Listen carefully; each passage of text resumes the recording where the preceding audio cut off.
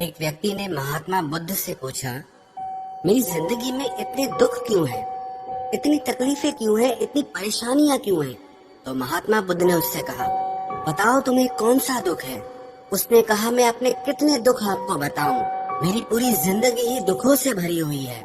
जो मेरे रिश्ते हैं उन रिश्तों से भी मैं दुखी हूँ और मेरे शरीर में भी बीमारियां होती रहती है। एक के पीछे एक दुख लगा ही रहता है। तो उस व्यक्ति ने कहा, ना मैं अपने रिश्तों से खुश हूँ, ना अपने परिवार से खुश हूँ, ना अपने मन से खुश हूँ और ना ही अपनी जिंदगी से खुश हूँ। लगता है ऐसी जिंदगी से अच्छा है कि मैं मर जाऊँ, कोई मतलब ही नहीं जीने का। तो महात्मा बुद्ध ने उस व्यक्ति से पूछा कि बताओ कि तुम्हारे इन सारे दुखों का क्या कारण है? तो वो व्यक्ति महात्मा बुद्ध से कहने लगा कि मैं आपके पास इसीलिए तो आया हूँ कि आप बताओ मेरी जिंदगी में इतने दुख क्यों हैं? इन सब का क्या कारण है? महात्मा बुद्ध ने उस व्यक्ति से कहा, जरा गहराई से सोचो, विचार करो, देखो कहाँ है तुम्हारा दुख, क्या कारण हो सकता है तुम्हारे दुख का? उस व्यक्ति ने बहुत सोचा, पर जब उसे कुछ समझ नहीं आया तो बुद्ध ने उसे उत्तर दिया कि तेरे सारे दुखों का कारण तू ही है। तेरे मन की आसक्ति है, तेरे मन का मोह है। बुद्धा का एक प्रसिद्ध कोट है जो आपने भी सुना होगा, the root of suffering is attachment. आपके सारे दुखों का कारण आपका मोह है, आपके मन का अटैचमेंट है, आसक्ति है। तो उस व्यक्ति ने बुद्ध से कहा कि मैं समझा नहीं कि मेरे मन का मोह हर दुख का कारण कैसे हो सकता है। तो महात्मा बुद्ध ने उसे 3 छोटी छोटी कहानियां सुनाई। पहली कहानी, एक व्यक्ति पेड़ से चिपक कर चिल्ला रहा था कि कोई मुझे बचाओ, कोई मुझे इस पेड़ से छुड़ाओ, इस पेड़ ने मुझे पकड़ लिया है। तो वहाँ से एक गुरु और शिष्य गुजरे। उस शिष्य ने अपने गुरु से कहा कि गुरुदेव, इस आदमी की मदद करनी चाहिए, ये इस पेड़ से चिपक गया है, इसे छुड़ाना चाहिए। तो उसके गुरु ने अपने शिष्य से कहा कि इसकी मदद कोई नहीं कर सकता। तो वो शिष्य हैरान होकर पूछने लगा कि ऐसा क्या है कि इसकी कोई मदद नहीं कर सकता? तो गुरु ने कहा कि इस व्यक्ति ने खुद ही पेड़ को पकड़ लिया है, और जिस इंसान ने खुद किसी चीज को पकड़ा हुआ है उसे कौन छुड़ा सकता है, उसे कौन बचा सकता है? ऐसे ही बुद्ध ने कहा कि तुमने भी सारे दुखों को खुद ही पकड़ा है कि ये मेरा है, ये छूट न जाए, ये मेरे पास रहना चाहिए, ये मुझे मिलना चाहिए, और तेरे सारे दुखों का कारण ये मैं और मेरे का बंधन है। फिर बुद्ध ने उसे दूसरी कहानी सुनाई कि जैसे एक मकड़ी वो खुद ही जाला बुनती है, और जाला बुनते बुनते एक दिन ऐसा आता है कि वो उस जाले में खुद ही फंस जाती है। वो चाहकर भी उस जाले से बाहर नहीं निकल पाती है। ऐसे ही तूने भी अपनी जिंदगी में कितने ही रिश्ते बनाए हैं, कितनों से मोह लगाया है, कितनों को अपना माना है, और उनमें मोह रखने के कारण आज वो तुझे दुख दे रहे हैं। सारी दुनिया में कुछ भी होता रहे, हमें दुख सुख नहीं होता है। हमें दुख सुख कब होता है? जब हमारे अपने के साथ कुछ होता है या हमारा अपना हमारे साथ कुछ करता है।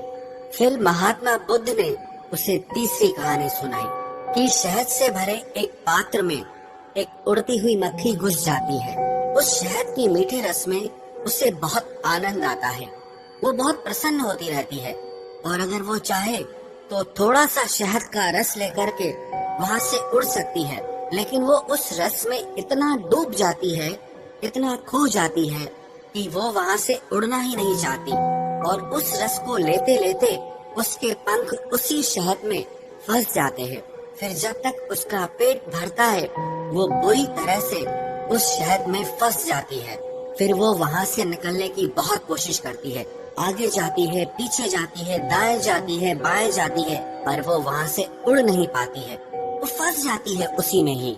ऐसे ही तूने भी अपनी जिंदगी में जिन रिश्तों में आनंद लिया, सुख लिया, शुरू शुरू में तो तुझे बहुत सुख आया, और आज वही रिश्ते तुझे दुख दे रहे हैं। ऐसे ही जब कोई व्यक्ति जब स्वास्थ्य की परवाह ना करके स्वादिष्ट रसों के पीछे पड़कर कुछ भी खाने लगता है तो आगे चलकर उसका शरीर खराब हो जाता है, उसके शरीर में रोग आ जाते हैं। ऐसे ही जब मन संसार की बहुत सारी आशाएं कर लेता है, तृष्णाएं और वासनाएं कर लेता है, तो उसके मन में धन का लोभ आ जाता है और फिर चाहे उससे कितना भी धन मिलता रहे, उसकी तृप्ति कभी भी नहीं होती। वो हमेशा धन से अतृप्त रहता है और फिर इससे उसके मन में दुख का जन्म होता है। फिर उस व्यक्ति को एहसास हुआ कि महात्मा बुद्ध बिल्कुल सही कह रहे हैं। यही वजह है मेरे सारे दुखों की। मेरे सारे दुख मेरी ही वजह से पैदा हुए हैं, मेरे ही मन के मोह से, अटैचमेंट से पैदा हुए हैं। फिर उसने महात्मा बुद्ध से दूसरा प्रश्न किया कि आपने मुझे कारण तो बता दिया, अब मुझे इसका उपाय भी बताइए। महात्मा बुद्ध ने कहा, अगर तुम सारे दुखों से पार होना चाहते हो तो अपने मन को मोह और वासनाओं से ऊपर उठाकर प्रेम और संतोष से भर दो, क्योंकि जिसके हृदय में प्रेम और संतोष का दिया जल गया, उसके मन से मोह और वासनाओं से जन्मे हुए दुख का सारा अंधकार ही दूर हो जाता है। हालांकि ये बात कहने में बहुत आसान है, लेकिन करना बहुत मुश्किल है। लेकिन जो भी व्यक्ति महात्मा बुद्ध के इस उपदेश को समझ गया ना, वो सारे दुखों से पार हो जाएगा। यही कहानी हमारे भी जीवन की है। हम खुद ही रिश्ते जोड़ते हैं और बाद में खुद ही रोते रहते हैं। हम खुद ही प्रेम बढ़ाते हैं और बाद में खुद ही दुख पाते हैं। हम जिनके पीछे मेरा मेरा करके मरते रहते हैं, आखिर में वही लोग हमें सबसे ज्यादा दुख पहुंचाते हैं, हमारा दिल दुखाते हैं।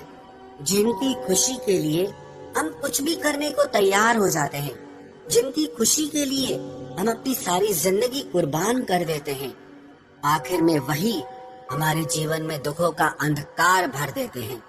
चाहे वो हमारा परिवार हो, हमारे मित्र हो, हमारी संतान हो या कोई भी रिश्ता हो, जहाँ पे भी हमने मन के मोह के, आसक्ति के, अटैचमेंट के धागे बांध रखे हैं, आप गौर करना, आपके जीवन में सारा दुख वहीं से आ रहा है।